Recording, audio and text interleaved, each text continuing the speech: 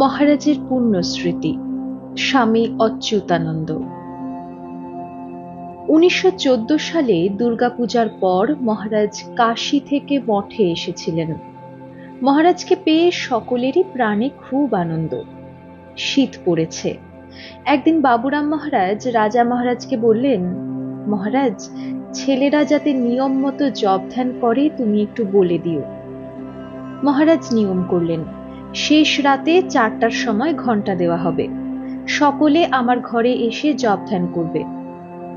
মহারাজ 4টার আগেই উঠতেন। আমি তার পাশের ঘরেই থাকতুম। তার উঠবার আওয়াজ পেলেই সঙ্গে সঙ্গে যেতুম তার হাত মুখ ধোবার জল দিতে। তারপর তামাক সেজে দিতুম।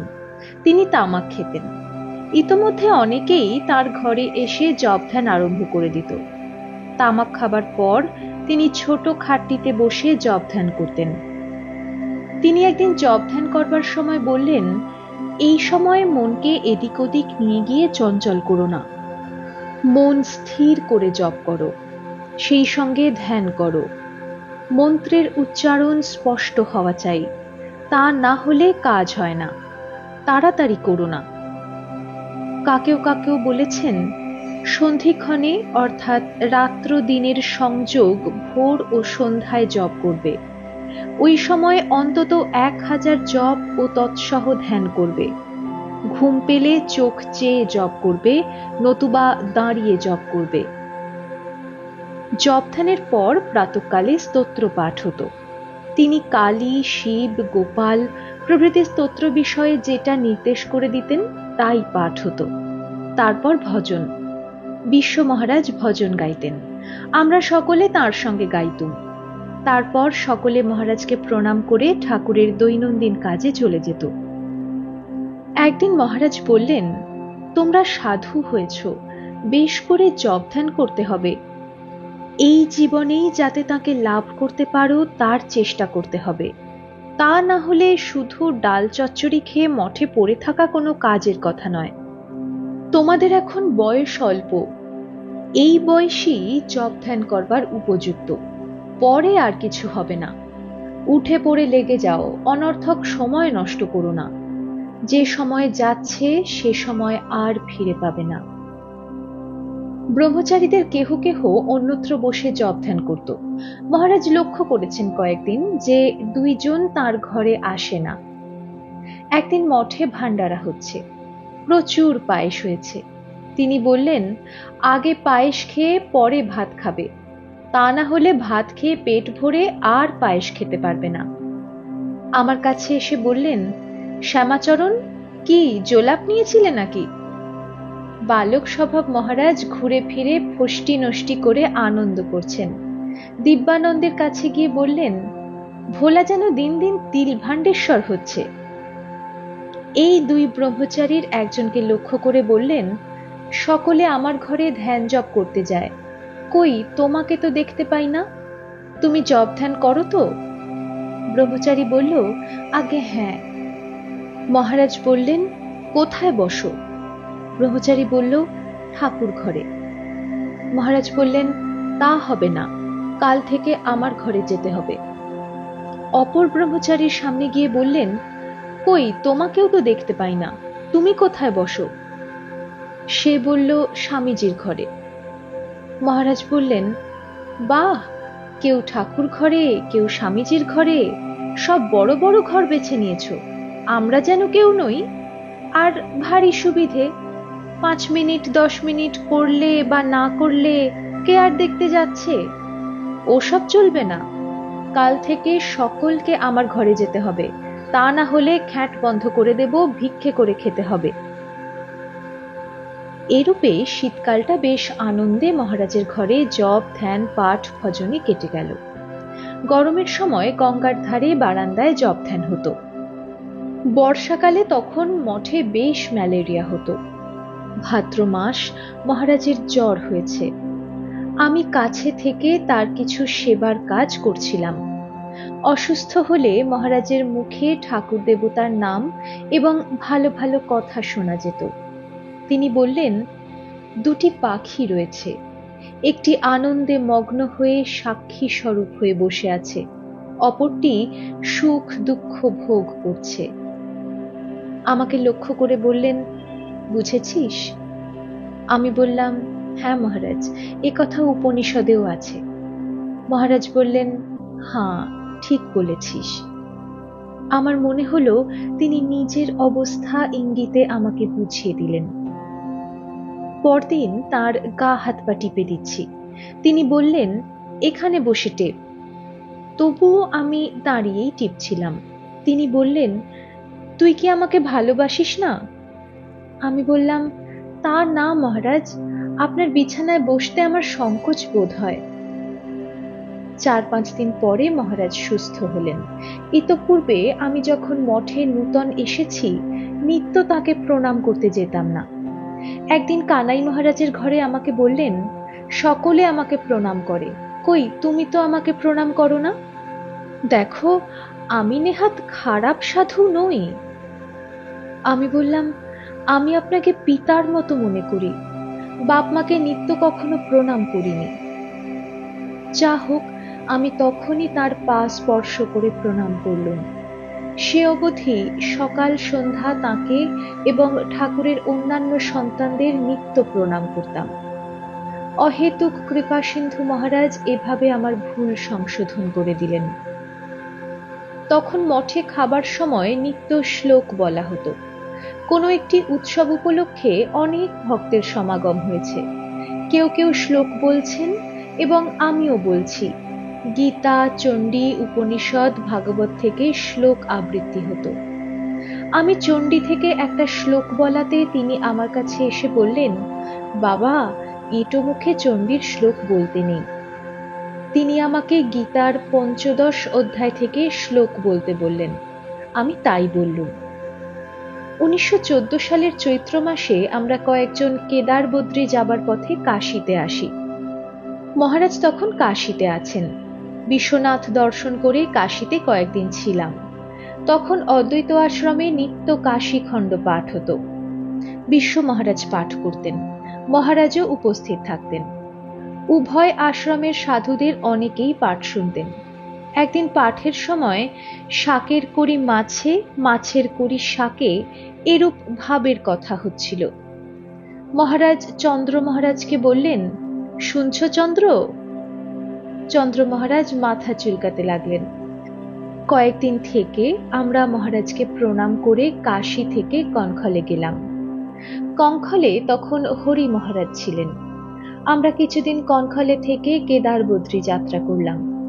কেদার বদ্রী দর্শন করে কিছুকাল উত্তর কাশীতে ছিলাম।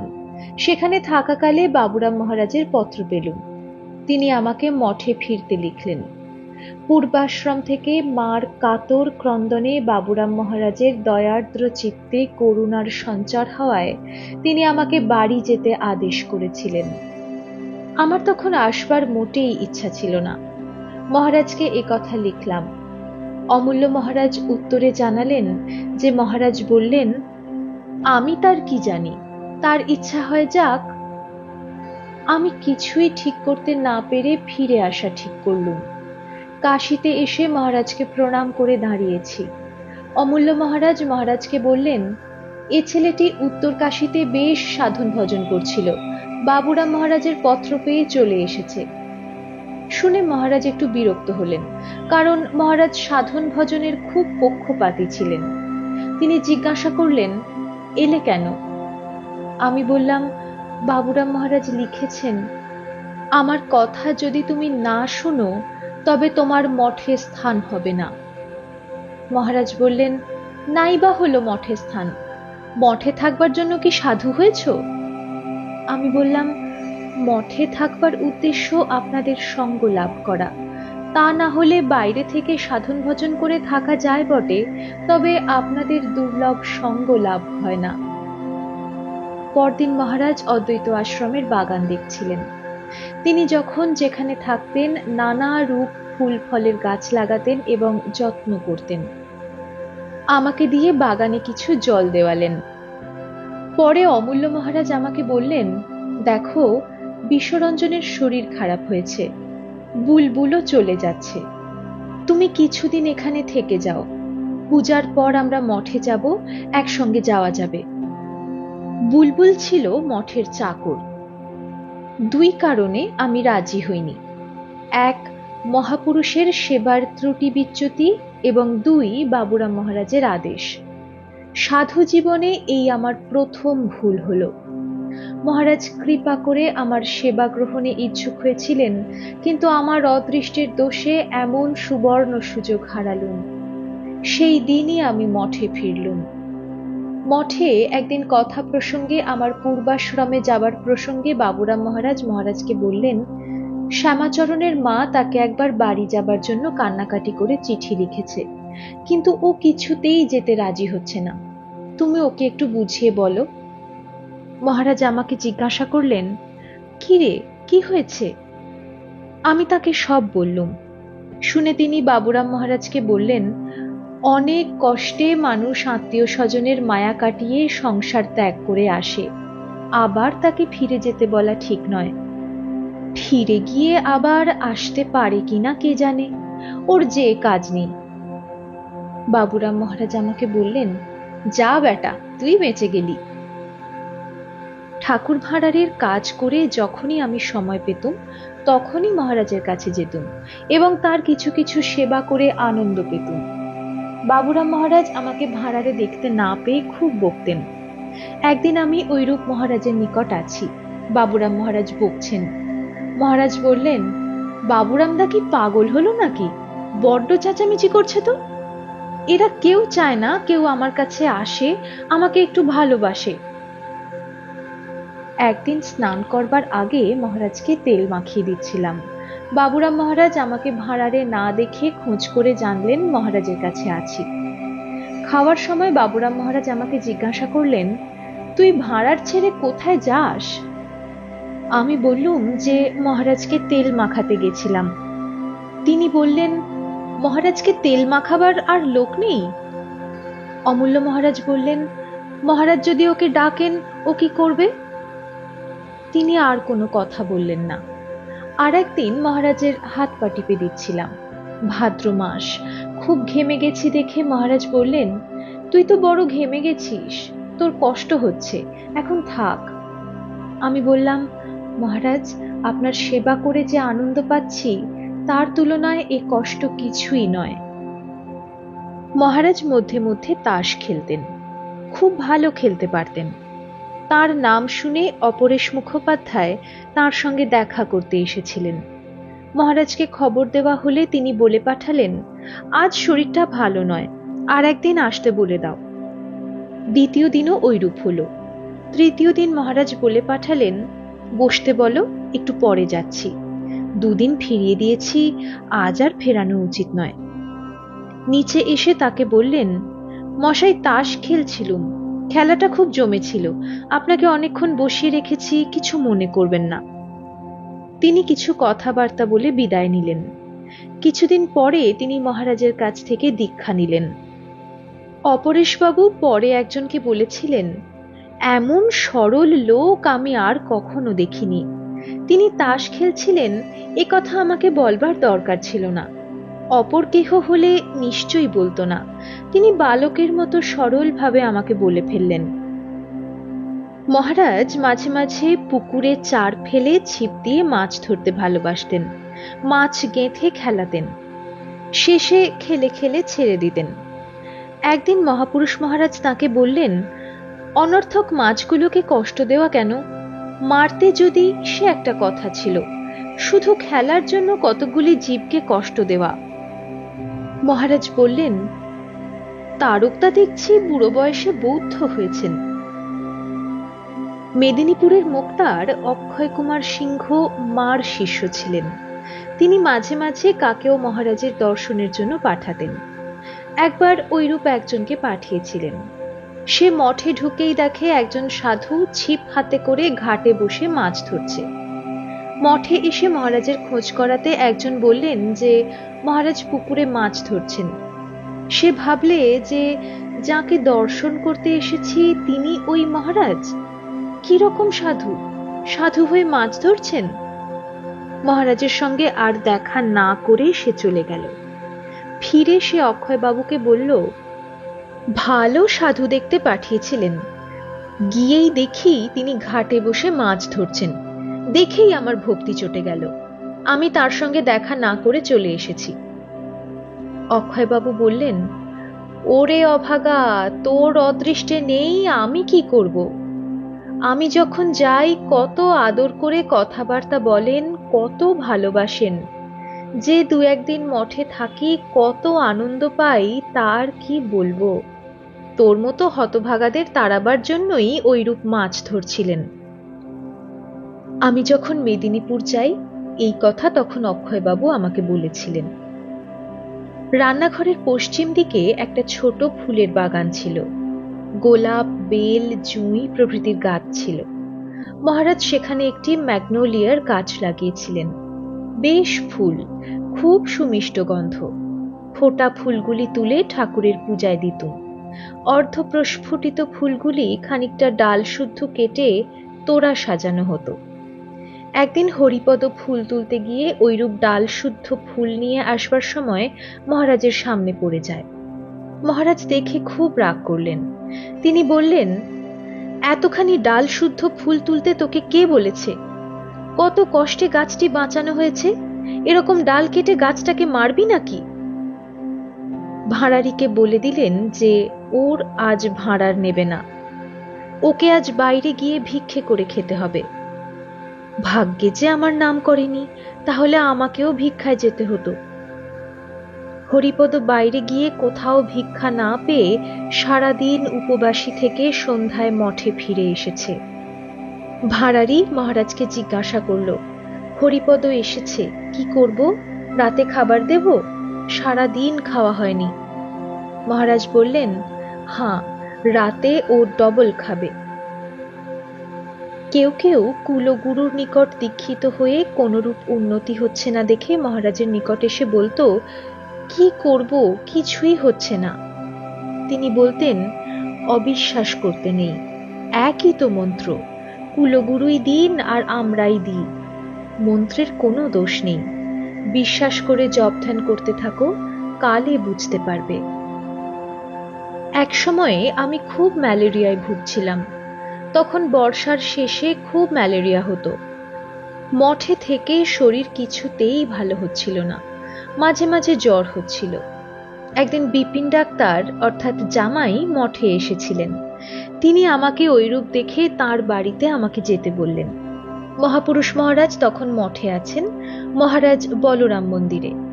বিপিনবাবু মহাপুরুষ মহারাজকে বলে আমাকে কলকাতায় তাঁর বাড়িতে নিয়ে গেলেন। সেখানে থাকাকালীন একদিন মহারাজের সেখানে নিমন্ত্রণ ছিল। আমার শরীর তখন একরূপ দেখে তিনি আমাকে কাশী সেবাশ্রমে পাঠালেন। মহারাজও কিছুদিন পরে কাশীতে এসেছিলেন। সেটা 1921 সাল। সে বৎসর চারুবাবু, কালীবাবু প্রভৃতি অনেকে মহারাজের কাছে সন্ন্যাস গ্রহণ করেন। কাশীতে মহারাজ অদ্বৈত আশ্রমের উপরের ঘরটিতে থাকতেন। বাঙ্গাল মাই ওই ঘরটি মহারাজের জন্য তৈরি করে দিয়েছিলেন। একদিন কথায় কথায় মহারাজ যখন বৃন্দাবনে কুসুম সরোবরে তপস্যা করতেন, সেই সময়ের কথা বলছিলেন। কুসুম সরোবর বড় সুন্দর জায়গা, বেশ নির্জন, বসবা মাত্র ধ্যান জমে যেত।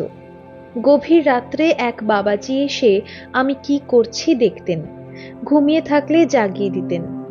কিন্তু ওই বাবাজিকে কখনো দিনের বেলায় দেখতে পাইনি। মহারাজ বলতেন, জপ ধ্যান যখন তখন এলোমেলোভাবে করলেই হয় না, ভিন্ন ভিন্ন স্থানে ভিন্ন ভিন্ন সময়ে জপ করতে হয়। বৃন্দাবনের সময় রাত্রি 2টা থেকে 4টা, কাশীর সময় রাত 3টা থেকে ভোর, বেলুর মঠে 4টা থেকে ভোর। ওই সময় স্পিরিচুয়াল কারেন্ট বইতে থাকে। ওই সময় জপ ধ্যান করলে শীঘ্র শীঘ্র উন্নতি হয়। ভদ্রকে দেখলুম সম্পূর্ণ অন্যরকম। সেখানে ভোর রাত্রি সন্ধ্যাতে বসে দেখলাম কোনো সময়ে মন বসছে না। ভাবলুম কি হলো। একদিন দুপুরে 2টার সময় বসেছিলাম, বেশ জমে গেল। ওখানে বেলা 2টা থেকে 4টা জপ ধ্যানের উপযুক্ত সময়। ভদ্রক উড়িষ্যার অন্তর্গত বলরাম বাবুর জমিদারির অন্তর্ভুক্ত। 1916 সালে আমরা 12 জন একসঙ্গে মহারাজের নিকট সন্ন্যাস নিয়েছিলাম। ইতপূর্বে 2-4 জন করেই প্রায় সন্ন্যাস হয়েছে। এতজনের একসঙ্গে সন্ন্যাস মহারাজ এই প্রথম দিলেন। পরের বছর আরো বেশি, বোধহয় 16 জন। একদিন গঙ্গার দিকে বারান্দায় বেঞ্চিতে মহারাজ বসে আছেন। নিকটে আমাকে দাঁড়ানো দেখে জিজ্ঞাসা করলেন, তুমি এবার কি সন্ন্যাস নেবে? আমি বললাম, আপনি কৃপা করে দেন তো নেব। মহারাজ বললেন, আচ্ছা, এবার তুমি দণ্ডী হও। আমি চুপ করে রইলাম। রিলিফে যাবার জন্য লোকের দরকার। শরৎ মহারাজ এসেছেন বাগবাজার থেকে। তিনি বাবুরাম মহারাজকে লোকের কথা বললেন। লোকের কষ্ট হচ্ছে, তাদের সাহায্য করা দরকার, দেখে শুনে কয়েকজনকে দিতে হবে। বাবুরাম মহারাজ বললেন, এই তো সব ছেলেরা রয়েছে, দেখো তুমি কাকে কাকে চাও, মঠের সব কাজকর্ম রয়েছে। 2-4 জনকে জিজ্ঞাসা করাতে তারা আপত্তি জানালো। শরৎ মহারাজ দুঃখ করে বললেন, মঠ তো এখন ঋষিকেশ হয়েছে, লোক পাওয়া যাবে কি করে? তিনি খাবার সময় শ্লোক বলা লক্ষ্য করে কথা বলেছিলেন। মহারাজের নিকট কথা উঠল। বিকালে মহারাজ সকলকে ডেকে উপরের বারান্দায় বসে তাদের কার কি আপত্তি আছে জিজ্ঞাসা করলেন। শরৎ মহারাজ ও বাবুরাম মহারাজ সেখানে উপস্থিত ছিলেন। গিরিজা মহারাজ অগ্রণী হয়ে আপত্তি জানালেন। তিনি বললেন, রিলিফে কাজ করতে গিয়ে আমাদের জব ধ্যান হয় না, রাত দিন কেবল খাটতে হয়। গিরিজা মহারাজ তপস্যা করতে যাবেন বলাতে মহারাজ বললেন, এত কি খাটতে হয় তোমাদের? প্রথমটা একটু খাটুনি বেশি পড়ে বটে, পরে তো তত খাটতে হয় না। সুতরাং তোমাদের জব ধ্যানের কিরূপ ক্ষতি হয় বুঝতে পারছি না। বাইরে ভিক্ষে করে খেয়ে খেয়ে তোমরা যে খুব বেশি সাধন ভজনে রত থাকো তাও তো শুনতে পাই না। ঋষিকেশে গেলেই খুব সাধন ভজন হয় নাকি? অনেক সময় তো শুনি ফাঁকি দিয়ে অনর্থক সময় নষ্ট করো। তার চাইতে মঠে থেকে কিছু কাজকর্ম করা আর সময় সময় গরিব দুঃখীদের জন্য কিছু কিছু কাজকর্ম, এ তো খুব ভালো। ঋষিকেশে গিয়ে না হয় তোমাদের এদিক, না হয় ওদিক। এখানে ঠাকুরের প্রসাদ পাও, শুদ্ধ অন্ন। ছত্রের অন্ন খেয়ে হজম করা কঠিন, খুব সাধন ভজন না থাকলে হজম করা যায় না। মারোয়ারিদের দানে হাজার কামনা বাসনা থাকে। আরো কারো কিছু বলার আছে কিনা জিজ্ঞাসা করলেন। মহারাজের ওইরূপ কথা শুনে আর কেউ কিছু বলতে সাহস করল না। যে বৎসর মার শরীর যায় সে বৎসর অনঙ্গ মঠে যোগদান করেন। অনঙ্গ পরবর্তীকালে স্বামী ওঙ্কারানন্দ। তখন মঠে পণ্ডিত তারাসার বেদান্ত তীর্থ ছিলেন। তার নিকট সুধীর মহারাজ প্রভৃতি আমরা অনেকেই ব্রহ্মসূত্র পড়তাম। সবে তিনি ন্যায় পড়ে এসেছেন। তার ন্যায় পড়াবার খুব ঝোঁক ছিল। অনঙ্গ তার কাছে তর্ক সংগ্রহ পড়তে শুরু করলো। কৃষ্ণলাল মহারাজ একদিন মহারাজকে বললেন, এই ছেলেটি তারাসারের কাছে ন্যায় পড়ছে। শুনে মহারাজ বললেন, ন্যায় বেশি পড়তে নেই, ওতে মনকে বড় বহির্মুখী করে দেয়। অনঙ্গ বলল, ও একখানা প্রাথমিক বই, ব্রহ্মসূত্র পড়তে গেলে একটু একটু দরকার হয়। অনেকেই মহারাজের প্রসাদ গ্রহণ করতে চাইত। তিনি তার পাতের অবশিষ্ট ভাত, পায়েস, ফল একসঙ্গে একটু ঘি দিয়ে মেখে সকলকে দিতেন। তার এক অপূর্ব স্বাদ হতো। তার নাম দিয়েছিলেন স্যার উইলিয়াম ভট্ট। মাঝে মাঝে জিজ্ঞাসা করতেন, ভট্ট কেমন হয়েছিল? সকলেই বলতো যে বেশ হয়েছিল। একদিন কাশীতে মহারাজ সূর্যকে দিয়ে সন্ধ্যার কিছু আগে অদ্বৈত আশ্রমের অধ্যক্ষ চন্দ্র মহারাজকে একখানা গরদের কাপড় ও চাদর পাঠিয়ে দিলেন এবং বলে দিলেন, চন্দ্রকে উহা পরিয়ে দিয়ে আরতি করবি। চন্দ্র মহারাজ কাপড় পরে চাদর গায়ে দিয়ে বসলেন। সূর্য অর্থাৎ স্বামী নির্বাণানন্দ আরতি করল। মহারাজ ছাদে দাঁড়িয়ে দেখে খুব আনন্দ করছিলেন। চন্দ্র মহারাজকে অনেকে মহন্ত বলতো। মহারাজ এভাবে মহন্তের প্রতিষ্ঠা করলেন।